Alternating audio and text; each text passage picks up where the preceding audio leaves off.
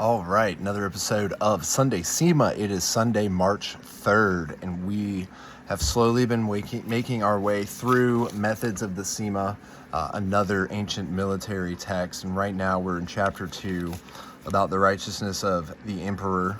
We finished with verse 2 last time, so very appropriately we're going to be doing verse 3 on 3:3:24. So let's dive on in. Verse 3 of Methods of the Sima. In ancient times, state affairs would not interfere with the military, and military affairs would not interfere with those of the state. In this way, virtue and righteousness did not become separated. Those high up valued modest scholars, since modest scholars are the most useful to superiors. If one is modest, then one makes no demands. If one makes no demands, then there is no conflict. When attending to interior affairs, one had to grasp the state's true circumstances. When attending to the army, one had to grasp what it was suited to. In this way, talent and skill did not obstruct each other. Scholars who followed orders were held in utmost esteem, while scholars who violated orders were treated with utmost contempt. In this way, courage and strength did not disrupt one another.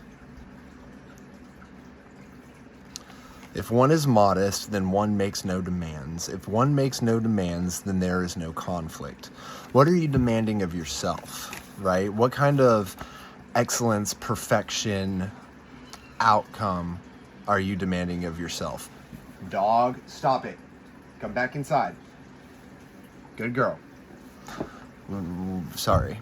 So what kind of demands are you making of yourself? Because there is this way that we can, in a sense, have conflict if we don't meet those demands. And I think we need to be careful not to demand too much of ourselves, because, you know, I'm finding more and more this like hustle culture, but also this burnout culture. And I think that leads people to be resentful instead of honest and realistic, right? So many people don't want to work. Or at least they don't want to work 40 hours. They think that, you know, life should be much easier.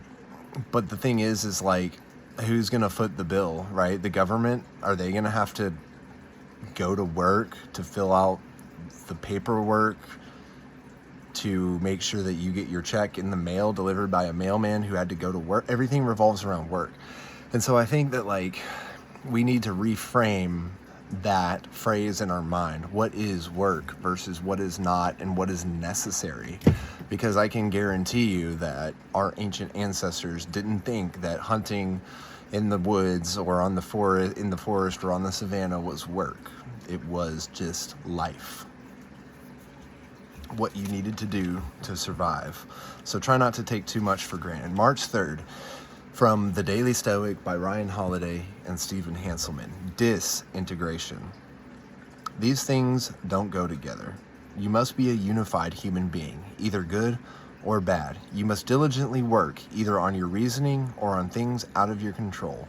Take great care with the inside and not what's outside, which is to say, stand with the philosopher or else with the mob. Epictetus, Discourses 3.15.13. We're all complicated people. We have multiple sides to ourselves, conflicting wants, desires, and fears, just like we touched on in the Sima. The outside world is no less confusing and contradictory. If we're not careful, all these forces, pushing and pulling, will eventually tear us apart. We can't live both Jekyll and Hyde, not for long, anyway. We have a choice, to stand with the philosopher and focus strenuously on the inside, or to behave like a leader of the mob, becoming whatever the crowd needs at a given moment.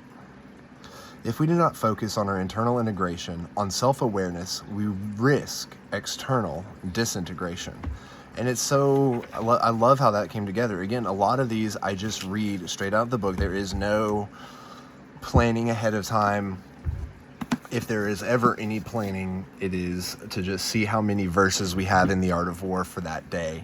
And so I think it's interesting that these two came so well together, talking about conflict, right? Because there's the conflict of the external world. There's the conflict between the military and the citizenry.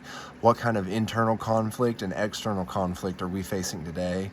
And what can we do whether as the military leader to our emotions, or to the strategic leader to our businesses, or simply to be a father or mother in our own family, that we need to be to make sure that the conflict is being resolved first with us.